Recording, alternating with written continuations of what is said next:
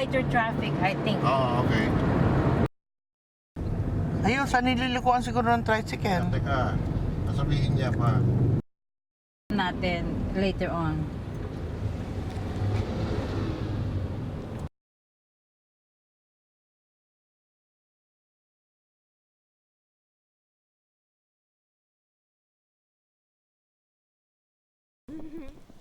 I only exist on Facebook. I'm not just another cousin. I'm the cousin from America. The one they've only seen through a computer screen.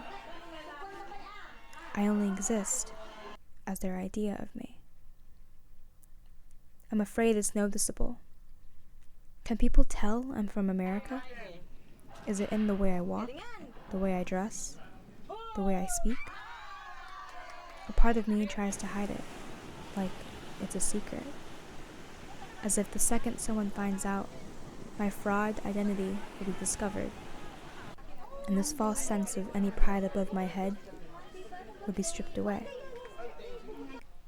I only exist as the one who speaks English.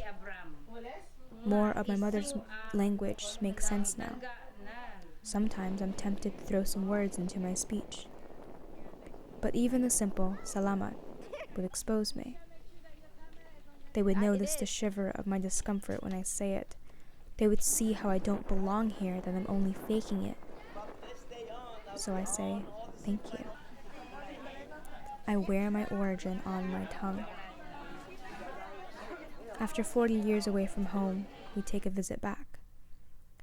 But aboard this boat, led by tour guides, wearing orange life vests, observing lives once lived, I am not an only. I am just like my family, a visitor.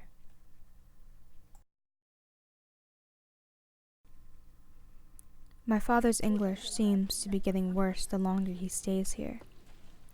He looks at me in the eyes, reciting fully Tagalog, like he forgot that I can't understand a word he's saying. I would say it's embarrassing, but the only embarrassing thing is me.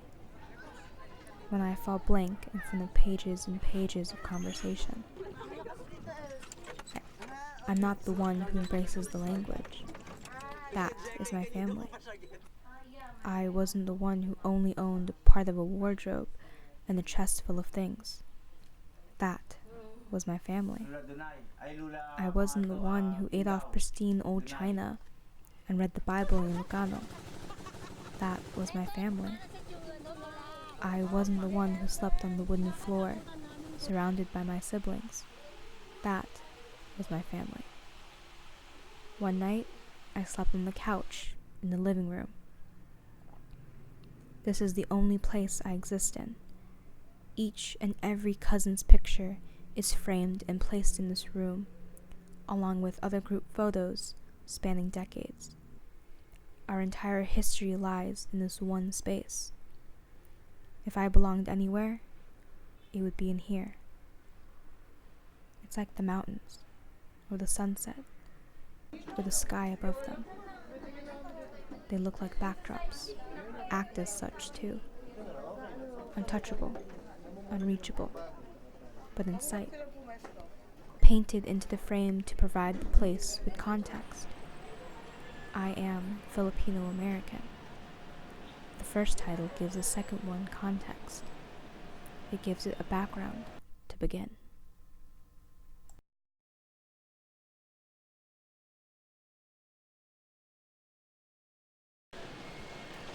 I grew up under the impression that I was the only one who seeked freedom beyond the safety. I was the only one who recognized that life had more potential than what I'd been given. However, if my mother risked everything to migrate from the Philippines for safety in America, and wasn't she too fighting for freedom? I grew up on the motive that I wanted to give the world something. Little did I know that that's exactly what she did. She gave the world to her future. I grew up oceans away from my family. They stretch across every land and sea, because there's so much more elsewhere. But I still don't know what more is. I guess the beautiful opportunity my father prides America on is the ability itself to obtain more through land, education, material things, and everything in between.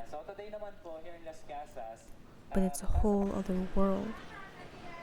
Isn't it some form of betrayal to completely abandon a life here and pursue only yourself? Is it bad that you're not helping? Is it selfish to accept that your origin can only give you so much that you move on? Leave? I grew up in a land full of beautiful opportunity. My cousin said that that's the reason why we're everywhere, because we're all searching for that freedom. We must keep moving. That's what my mother did. That's what my father did. That's what my cousins, aunts, uncles, grandparents did. They recognized an even greater outlook on life, saw what else they could give to their future. So they pursued it. No, they persisted. They kept going, holding tightly the hand that had led them there.